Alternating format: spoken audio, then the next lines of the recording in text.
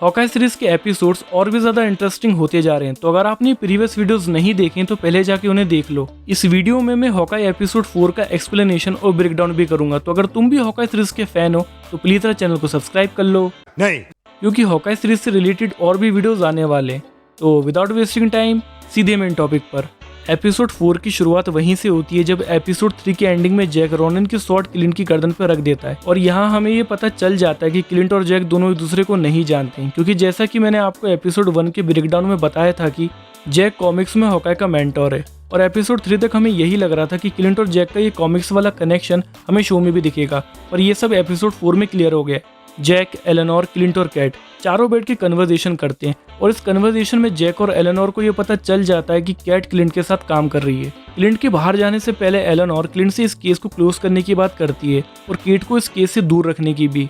Clint Eleanor को ये ensure करता है कि वो केट को सेफ रखेगा। रोनिन के सूट के बाद अब रोनिन की स्वॉर्ड भी क्लिंट के पास आ गई है, जिसे क्लिंट कोट में छुपा के एलेनोर के घर से ले आया है। क्लिंट के बाहर जाने के बाद एलेनोर किसी को कॉल करती है और उसको बोलती है कि मुझे कॉल बैक करो, अर्जेंट है। अब देखो, एलेनोर ने किसको कॉल करा ये हमें पता नहीं है, लेकिन हॉकाई को उसके घर में देखने के बाद और ये पता चलने के बाद कि कैट और क्लिंट दोनों साथ में काम कर रहे हैं, ये एलेनोर के लिए खतरा बन सकता है, क्योंकि एलेनोर जैसा अपने आप को दिखाने की कोशिश करती है वैसी वो एक्चुअल में है नहीं। और एपिसोड 1 के ब्रेकडाउन में भी मैंने आपको बताया था कि जब चित्तौरी आर्मी ने न्यूयॉर्क पे अटैक किया था, तब एलेनोर को अटैक के तुरंत बाद ही केट के पास आ जाना चाहिए था, और जब एलेनोर कैट के पास गई थी तब एलेनोर ने कैट को ये बताया था कि उसके फादर मर चुके हैं। देखो, मुझे ऐसा लगता है कि चित्तौरी आर्मी के अटैक के टाइम एलेनोर ने अपने पति यानी कि कैट के फादर को मारा है, और एलेनोर ही इस सीजन में मेन विलन हो सकती है। क्लिंट लॉरा को स्लोन लिमिटेड के बारे में पता करने के लिए मैसेज करता है, और बाद में लॉरा क्लिंट को ये बताती है कि स्लोन लिमिटेड का सीईओ जैक है, और ये कंपनी ट्रैकसूट वालों का ब्लैक मनी संभालती है। यही बात क्लिंट कैट को भी बताता है। क्लिंट कैट को नताशा के बारे में भी बताता है कि कैसे उसे नताशा को मारने के लिए भेजा था और उसने नताशा को नहीं मारा, और कैट इस कन्वर्सेशन में ये गैस कर लेती है कि क्लिंट ही रोनिन है। क्लिंट को अभी भी नताशा और रोनिन से जुड़े हुए नाइटमेयर्स आते हैं, क्योंकि ये सब चीज़ें क्लिंट से जुड़ी हुई है, और जब तक वो इन सब चीज़ों को ठीक नहीं करता वो अपनी फैमिली के पास नहीं जाएगा। क्लिंट कैट को लार्पर्स वाले फ्रेंड्स के पास भेजता है ट्रेकेरोस वापस लाने के लिए, और इस सीन में भी कैट कॉस्ट्यूम्स की बात करती है, जैसा कि कैट ने एपिसोड 3 में की थी। तो सीरीज के एंड तक शायद हमें कैट और हॉकाई एक न्यू कॉस्ट्यूम में दिखे।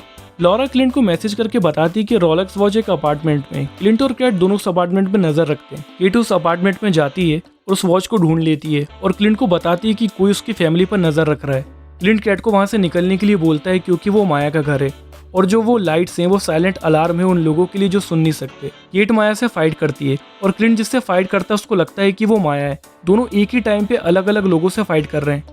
क्लिंट जिससे फाइट कर रहा है उसका नाम है येलेना। आप में से बहुत से लोगों को पता होगा कि येलेना कौन है और वो क्लिंट से क्यों फाइट कर रही है, पर फिर भी जिन्हें नहीं पता तो येलेना न्यू ब्लैक विडो है, और वो क्लिंट से फाइट इसलिए कर रही है क्योंकि ब्लैक विडो की पोस्ट क्रेडिट सीन में वैलेंटिना येलेना को उसका नेक्स्ट टारगेट बताती है, और नताशा की डेथ के लिए क्लिंट को ब्लेम करती है, मतलब एक तरह से उसको भड़काती है क्लिंट के बारे में। और अगर आपको येलेना के बारे में और जानना है तो ब्लैक विडो सीरीज देख लो।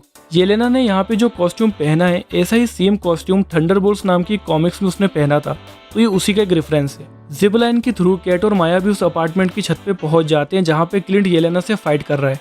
येलेना कैट को नीचे गिरा देती है, पर वो बच जाती है, और क्लिंट को यहाँ पे जरूर वो नताशा का सेक्रीफाइस सीन याद आ गया होगा। कैट वापस अपार्टमेंट के ऊपर जाती है और माया और येलेना वहां से निकल जाते हैं। क्लिंट कैट को बताता है कि किसने उसको मारने के लिए ब्लैक विडो असैसिन भेजी है। देखो, एलेनोर ने उस टाइम पे जिसको कॉल किया था शायद वो वैलेंटिना हो सकती है, क्योंकि क्लिंट ने जिस केस पे वो और केट काम कर रहे हैं उसको बंद करने के लिए मना कर दिया था। तो ये एक थ्योरी है मेरे हिसाब से, लेकिन शायद सही साबित हो सकती है। इसके बाद क्लिंट कैट को अपने साथ नहीं आने के लिए और घर वापस जाने के लिए बोलता है। तो यहाँ पे एंड होता है एपिसोड 4। तो ये वीडियो अगर आपको थोड़ा सा भी इतू सा भी अच्छा लगा हो तो प्लीज़ यार चैनल को सब्सक्राइब कर दो, और थोड़ा ज़्यादा अच्छा लगा हो तो लाइक एंड शेयर भी कर दो।